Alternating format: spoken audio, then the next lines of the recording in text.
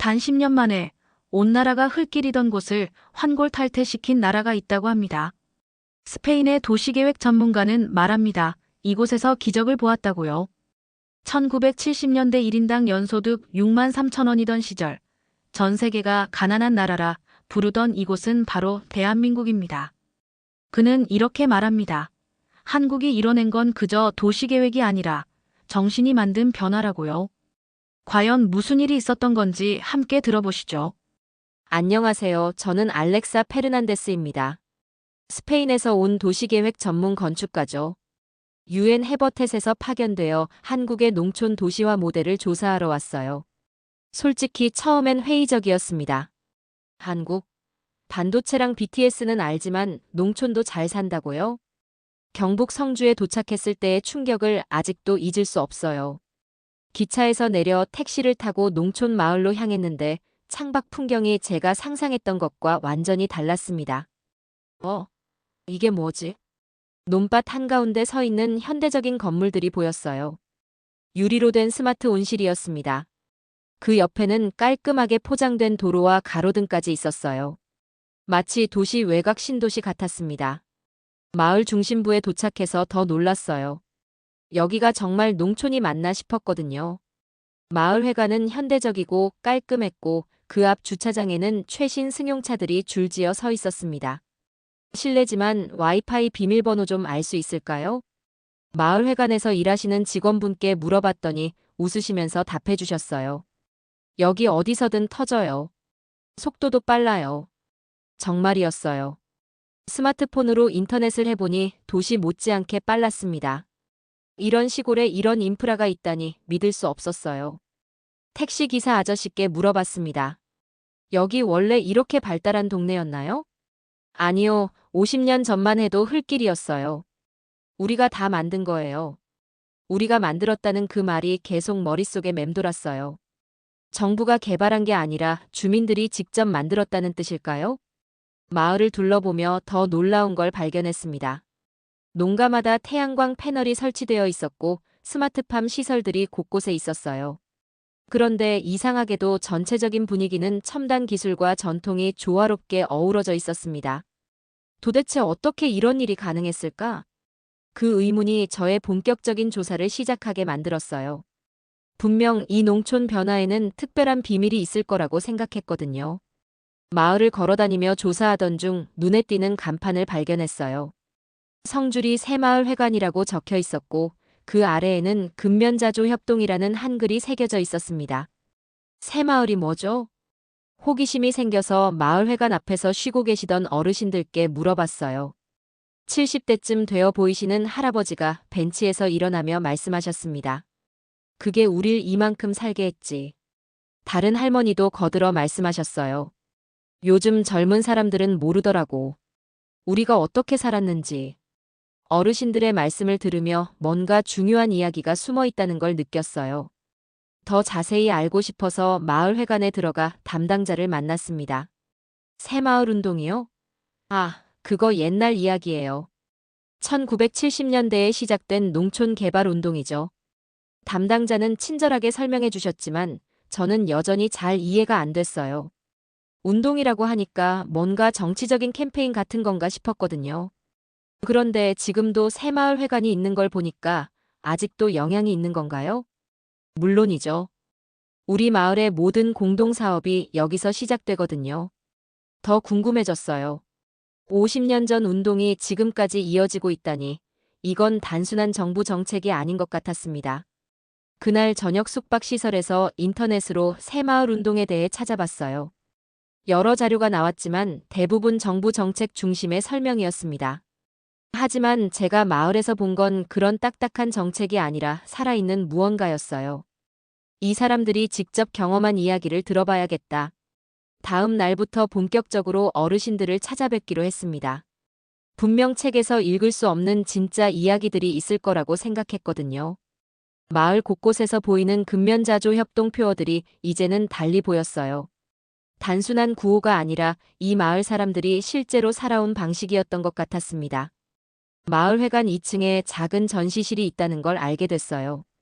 새마을 운동 당시의 사진들과 자료들이 전시되어 있다고 하더군요. 호기심이 생겨서 올라가 봤습니다.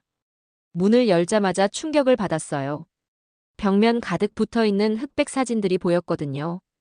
그런데 그 사진 속 마을은 제가 어제 본 마을과 완전히 달랐습니다. 이게 정말 같은 마을이에요? 초가집들이 빽빽하게 들어서 있었고 길은 비포장 흙길이었어요. 아이들은 맨발로 뛰어다니고 있었고 어른들은 낡은 옷을 입고 있었습니다. 마치 100년 전 사진을 보는 것 같았어요. 전시실을 관리하시는 할머니께서 설명해 주셨습니다. 이게 불과 50년 전이야. 1970년대 초만 해도 우리 마을이 이랬어. 믿을 수 없었어요. 50년이라는 시간 동안 이렇게 극적인 변화가 일어날 수 있다니요. 사진을 하나하나 자세히 보기 시작했습니다. 가장 인상적인 건 지붕 교체 작업 사진이었어요. 마을 사람들이 모여서 초가 지붕을 벗겨내고 슬레이트 지붕을 올리는 모습이었습니다. 남녀노소 가리지 않고 모든 마을 사람들이 참여하고 있었어요. 정부에서 자재는 지원해줬지만 실제 작업은 우리가 다 했어. 할머니의 설명을 들으며 감동받았어요. 정부 주도 개발이 아니라 주민 참여형 개발이었던 거예요. 사람들이 직접 자신들의 삶을 바꿔나간 거였습니다. 또 다른 사진에서는 마을 사람들이 함께 도로를 포장하는 모습이 있었어요. 시멘트를 반죽하고 삽으로 펴고 다지는 작업을 공동으로 하고 있었습니다. 누가 시킨 것도 아닌데 모두가 자발적으로 참여하고 있는 모습이었어요. 여기 보이는 사람들이 지금도 마을에 살고 계세요? 대부분 살고 있지. 나도 여기 있어. 할머니가 사진 속 한 여성을 가리키며 말씀하셨어요. 젊었을 때의 모습이었지만 분명 지금의 할머니였습니다. 그 순간 이 변화가 정말 현실이라는 걸 실감했어요. 마을 정자에서 어르신들과 이야기를 나눌 기회가 있었어요. 새마을 운동을 직접 경험하신 분들이셨죠. 처음엔 외국인이라 어색해 하시더니 진심으로 궁금해하는 제 모습을 보시고 차근차근 설명해주기 시작하셨어요. 그때가 참 힘들었어. 하루 세끼 먹기도 어려웠으니까. 80대 할아버지의 첫 말씀이었어요. 목소리에 그때의 고생이 고스란히 담겨 있었습니다. 그런데 배고픈 것도 부끄러웠지만 지는 게 더 싫었어. 다른 할아버지가 거들어 말씀하셨어요. 그 말이 인상적이었습니다. 단순히 가난해서 슬픈 게 아니라 그 가난을 극복하지 못하는 자신들이 싫었다는 뜻으로 들렸거든요. 정부에서 시멘트 주면 우리가 직접 깔았지. 아무도 대신 해주지 않았어. 할머니의 말씀에서 새마을 운동의 진짜 의미를 알 것 같았어요. 정부의 일방적인 지원이 아니라 주민들의 적극적인 참여가 핵심이었던 거예요. 그때 우리가 한 말이 있어. 나라가 한 게 아니야. 우린 나라가 되기로 했거든. 그 순간 온몸에 소름이 돋았어요. 이 한 문장에 새마을 운동의 모든 게 담겨 있었습니다. 국가에 의존하는 게 아니라 스스로 국가가 되겠다는 의지였던 거예요. 근면, 자조, 협동이 단순한 구호가 아니었구나. 어르신들의 이야기를 들으며 깨달았어요. 이건 그냥 표어가 아니라 실제로 그들이 살아온 방식이었던 거예요. 부지런히 일하고 스스로 해결하고 함께 협력하는 것 말이에요. 젊은 사람들은 잘 모르더라고. 우리가 왜 이렇게 열심히 살았는지. 할아버지의 말씀에 마음이 아팠어요. 이런 소중한 경험과 정신이 다음 세대에 제대로 전해지지 않고 있다는 게 안타까웠습니다. 하지만 우리 손자, 손녀들도 비슷하게 살고 있어. 방법은 다르지만 정신은 같지. 할머니의 말씀에서 희망을 봤어요. 새마을 정신이 형태는 바뀌었지만 여전히 이어지고 있다는 뜻이었거든요. 마을 청년회를 만날 기회가 있었어요. 30-40대 젊은 농민들이 모여 만든 단체였습니다. 이들이 하는 일을 보고 정말 놀랐어요. 저희가 공동으로 스마트팜을 운영하고 있어요. 할아버지들이 공동창고 만들었듯이 저희는 공동농장을 만든 거죠. 청년회장의 설명을 들으며 감탄했어요. 과거 새마을 운동의 협동 정신이 현대적으로 계승되고 있었던 거예요. 6차 산업도 같이 하고 있어요. 생산부터 가공, 판매까지 우리가 직접 해요. 젊은 농민들이 보여준 건 단순한 농업이 아니었어요. IT 기술을 활용한 스마트 농업, 브랜딩, 온라인 마케팅까지. 정말 종합적인 농업 비즈니스였습니다. 가장 인상적인 건 그들의 작업 공간이었어요. 옛날 새마을 창고였던 건물을 리모델링해서 청년 커뮤니티 센터로 만든 거였어요. 할아버지들이 여기서 쌀 보관하고 농기구 공유했잖아요. 저희는 여기서 아이디어 공유하고 기술 공유해요. 청년의 부회장의 말에서 새마을 정신의 연속성을 느꼈어요. 공간은 같지만 사용하는 방법이 시대에 맞게 바뀐 거였죠. 할아버지가 만들었고 우리는 연결하는 거예요. 한 젊은 농민의 말이 특히 인상적이었어요. 과거와 현재를 잇는 다리 역할을 하고 있다는 자부심이 느껴졌거든요. 실제로 이들이 운영하는 스마트팜을 견학해봤어요. 최첨단 센서와 자동화 시설이 갖춰져 있었지만 그 운영 방식은 전형적인 새마을 스타일이었어요. 공동 출자, 공동 관리, 이익 공유였습니다. 혼자서는 이런 시설 갖추기 어려워요. 함께하니까 가능한 거죠. 협동의 힘을 새삼 느꼈어요. 50년 전에는 초가지붕을 함께 바꿨고 지금은 스마트팜을 함께 운영하고 있었던 거예요. 새마을 운동이 끝난 게 아니라 계속되고 있구나. 그런 생각이 들었어요. 형태는 바뀌었지만 정신은 그대로 이어지고 있었습니다. 며칠간의 조사를 마치고 마을 전체를 다시 둘러봤어요. 처음 왔을 때와는 완전히 다른 시선으로 보였습니다. 그냥 잘 개발된 농촌이 아니라 사람들의 땀과 의지가 만들어낸 기적 같은 공간이었어요. 마을회관 앞 벤치에 앉아서 생각에 잠겼습니다. 스페인에서 본 농촌 개발 사례들과는 완전히 달랐어요. 유럽의 농촌 개발은 대부분 정부나 EU 차원의 지원으로 이루어지거든요. 하지만 여기는 주민들이 주도했던 거예요. 도시계획서에 적히는 건 숫자지만 여긴 사람의 땀이 도시를 만든 것 같아요. 마을 이장님께 그렇게 말씀드렸더니 웃으시면서 답하셨어요. 맞아요. 우리가 직접 만든 거니까 더 애착이 가죠. 그 말씀을 들으며 새마을 운동의 진짜 성공 비결을 알 것 같았어요. 외부에서 주어진 개발이 아니라 내부에서 시작된 변화였기 때문에 지속 가능했던 거예요. 농가를 방문해서 할머니와 차를 마시며 이야기를 나눴어요. 그분은 새마을 운동 초기부터 지금까지 이 마을에서 살아오신 분이었습니다. 처음엔 힘들었지만 보람 있었어. 우리 손으로 하나씩 바꿔나가는 재미가 있었거든. 할머니의 눈빛에서 그때의 열정이 느껴졌어요. 단순히 생활이 나아진 것에 대한 만족이 아니라 스스로 변화를 만들어낸 것에 대한 자부심이었습니다. 요즘 젊은 사람들도 우리 못지않게 열심히 해. 방법은 다르지만 마음은 같아. 세대를 이어가는 정신에 대해 말씀하시는 할머니를 보며 감동받았어요. 새마을 운동이 과거의 이야기가 아니라 현재 진행형이라는 걸 실감했거든요. 그날 저녁 숙소에서 지금까지의 조사 내용을 정리했어요. 처음에 가졌던 의문들이 하나씩 해결되고 있었습니다. 한국 농촌의 성공 비결은 기술이나 자본이 아니라 사람의 정신이었던 거예요.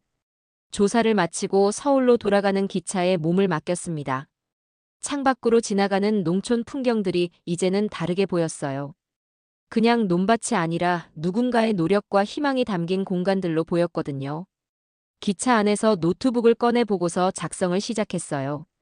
제목을 어떻게 할지 고민하다가 이렇게 정했습니다. 새마을 운동 공동체 정신 기반 농촌 도시화의 전범. UN 해버텟에 제출할 보고서였지만 단순한 정책 분석이 아니라 한국인의 정신에 대한 기록이 되었어요. 매 페이지를 쓸 때마다 마을에서 만난 분들의 얼굴이 떠올랐습니다. 한국은 기술로 성장한 나라가 아니었어요. 정신으로 일어선 나라예요. 그런 문장을 쓰며 지난 며칠을 되돌아봤어요.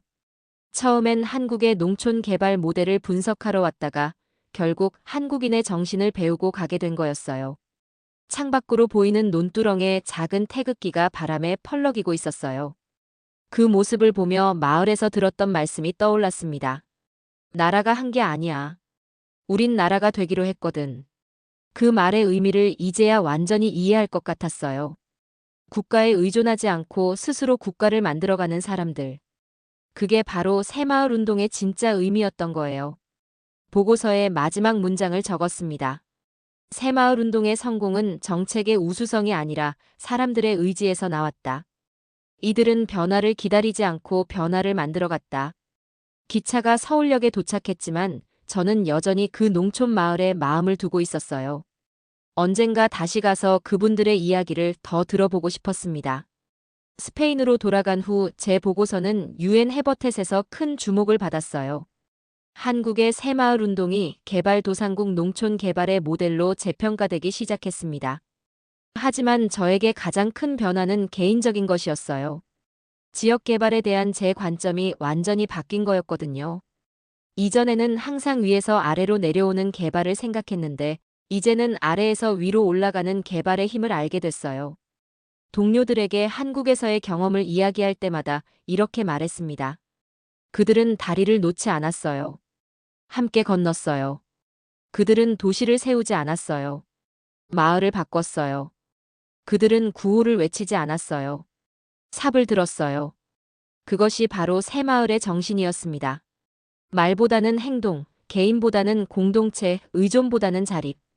이런 가치들이 50년 전 한국 농촌을 바꿨고 지금도 계속 이어지고 있었어요. 몇 달 후 한국 정부에서 연락이 왔어요. 새마을 운동의 세계화 프로젝트에 참여해달라는 요청이었습니다. 주저없이 수락했어요. 제가 경험한 그 감동을 다른 나라 사람들도 느낄 수 있도록 돕고 싶었거든요. 지금 저는 아프리카와 남미의 농촌 지역에서 새마을 운동 모델을 전파하는 일을 하고 있어요. 하지만 항상 강조하는 건 기술이나 자금이 아니라 정신이라는 점입니다.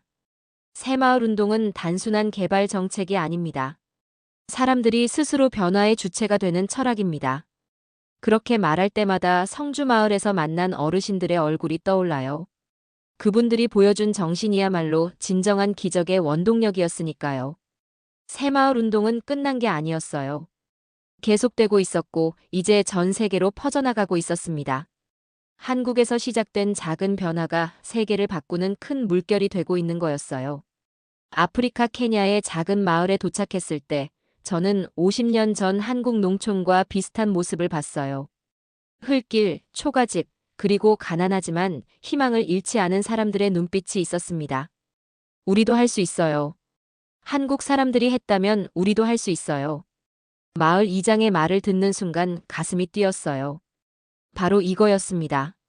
새마을 운동의 시작점은 기술이나 자본이 아니라 할 수 있다는 믿음이었거든요. 마을 회관 건설 프로젝트가 시작되자 정말 놀라운 일이 일어났어요. 남녀노소 가리지 않고 모든 마을 사람들이 참여했거든요. 아이들은 물을 나르고 어른들은 벽돌을 쌓고 어르신들은 기술을 전수해 주셨어요. 이게 바로 새마을 정신이구나. 지역은 다르지만 사람들의 마음은 똑같았습니다. 함께 일하고 함께 만들어가는 기쁨을 느끼고 있었어요. 케냐에서의 성공 사례가 알려지면서 베트남, 인도네시아, 콜롬비아 등 여러 개발도상국에서 새마을 운동 도입을 문의해왔습니다. 유엔 해버텟에서는 이를 공식적인 농촌 개발 모델로 채택했어요. 1년 후 다시 성주마을을 찾았어요. 이번에는 유엔 동료들과 함께였습니다. 마을에 도착하자 반가운 얼굴들이 맞아주셨어요. 알렉사 씨가 우리 이야기를 세계에 알려줬다면서요? 마을 이장님의 말씀에 부끄러웠어요. 제가 한 일은 그분들의 위대한 이야기를 전달한 것뿐이었거든요. 동료들은 마을 회관에서 열린 주민 회의를 보며 감탄했어요. 모든 연령대의 주민들이 자유롭게 의견을 나누고 있었습니다. 이게 바로 민주주의의 기본 형태네요. 새마을 운동은 단순한 경제 개발이 아니라 민주적 참여의 경험이었던 거예요. 어르신들과 다시 이야기를 나눌 기회가 있었어요. 새마을 운동이 세계로 퍼져나가고 있는데 어떤 기분이세요? 할아버지가 빙그레 웃으시며 답하셨어요. 좋지. 우리가 한 일이 다른 사람들에게도 도움이 된다니까. 그 겸손한 미소에서 진정한 위대함을 봤어요. 자신들의 경험이 세계적으로 인정받아도 자랑하지 않고 다른 사람들에게 도움이 되는 걸 기뻐하시는 모습이었거든요. 지금은 2024년입니다. 전 세계 30여 개국에서 새마을 운동 기반의 농촌 개발 프로젝트가 진행되고 있어요. 근면, 자조, 협동이라는 세 가지 가치는 이제 전 세계 농촌 개발의 기본 원칙이 되었습니다. 스페인 집 서재에서 이 글을 쓰며 생각해요. 새마을 운동이 남긴 가장 큰 유산은 건물도, 도로도, 경제적 성과도 아니었어요. 그들이 남긴 가장 큰 유산은 할 수 있다는 믿음이었습니다. 새마을 운동은 끝나지 않았어요. 계속되고 있고 더 넓게 퍼져나가고 있습니다. 그들은 논두렁에서 기적을 시작했고 그 기적은 지금도 세계 곳곳에서 계속되고 있습니다. 한국의 기적은 지금도 여전히 진행되고 있습니다. 보이지 않는 곳에서 힘써 주시는 많은 국민들에게 감사를 드리며 오늘 이야기 마무리하겠습니다. 이야기가 좋으셨다면 구독과 좋아요를 눌러주세요. 따뜻한 댓글까지 남겨주신다면 영상 제작에 많은 힘이 됩니다. 그럼 오늘도 행복한 하루 되시고 내일 더 좋은 영상으로 돌아오겠습니다. 감사합니다.